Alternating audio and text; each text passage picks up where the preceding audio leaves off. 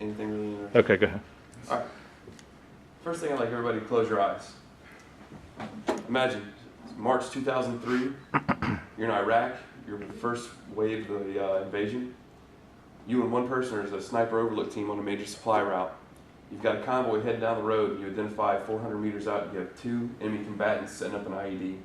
Your partner's shooting 77 grain Mark 262 ammunition. You're shooting your standard M4 carbine. You have about 30 seconds before the convoy's on the IED. You both simultaneously take 2 shots. Boom, center mass, both targets. Unfortunately, because you're shooting a standard M4, which shoots a 5.56 NATO round, your guy made it. The convoy rolls up, hits the IED, blows 2 vehicles off the road. Boom. Right. You can open your eyes. Sorry. Several guys died in that. Unfortunately, that's a true story. The Mark 262 round eliminated the enemy threat. The other round went in, punched 2 holes through the enemy, and he was still able to remote detonate the IED, even though he took 2 rounds to the chest.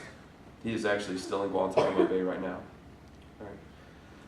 U.S. troops deserve a weapon system that's more effective and has a higher lethality rate than the 5.56 NATO round can provide. Lethality at average engagement range is very low.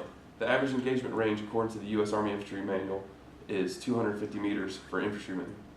At 250 meters, the current 5.56 round with a weight of 55 grains has a muzzle velocity of 3,270 feet per second, and at 250 meters, it still has a muzzle velocity of 2,192 feet per second.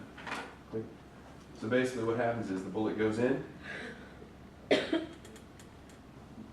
shoots right through the target, and if you don't hit a vital organ or hit the central nervous system, the bullet passes right through, doing minimal damage. It doesn't create any large wound cavities. It doesn't even incapacitate the enemy.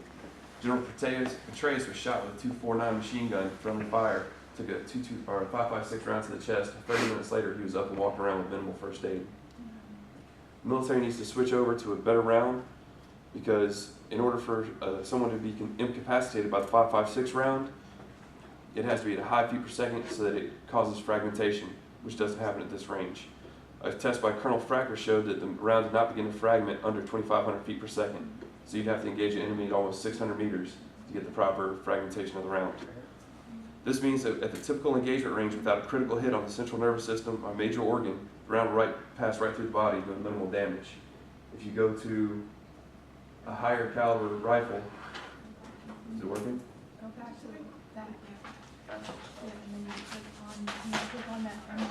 There's one in red. If you go to a higher round with the lower feet per second, what it actually does is it disperses the energy as soon as it hits the body. It doesn't need to go through, tumble, or fragment. The round does the damage by itself. In close quarters combat, there are reports that the 5.56 has such a high initial muzzle velocity compared to its weight, it produces a through-and-through effect. Basically, the bullet passes right through, does no damage. Also, because of the increased speed, the round doesn't have a chance to yaw inside the target, potentially opening temporary and permanent wound cavities, like the old caliber the .308 used to do. This is a caliber that was used before, in comparison to the .223. It opens up a lot larger permanent and temporary wound cavities, disperses all its energy in a short time until they incapacitates the enemy in one shot. In addition to not being able to disperse all the round's energy in the target, there's also the possibility the round can pass through the enemy and actually injure one of your fellow soldiers if you're in a close combat situation. All right. The only reason we haven't switched over is because of ease of manufacturing and because we're already in place. There are rounds that will fit the current magazines and will require only the upgrading of the upper receiver, and that would still fit in our weapon systems, i.e. the M16A2 and the M4. These rounds are the 6.5mm Grendel or the 6.5mm Lapua that will be direct replacements of the 5.56 after the retooling of the upper receiver. The only big difference is you'd only be able to carry 25 rounds to a magazine instead of 30. The operations we send our troops on require them to have the most effective weapon systems possible, and they need to have as close to one-shot stop as possible to ensure maximum mission effectiveness and success.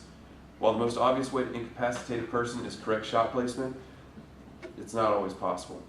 Providing troops with a round that provides increased lethality, that's where we need to go. Thank you. Thank you. Nice work.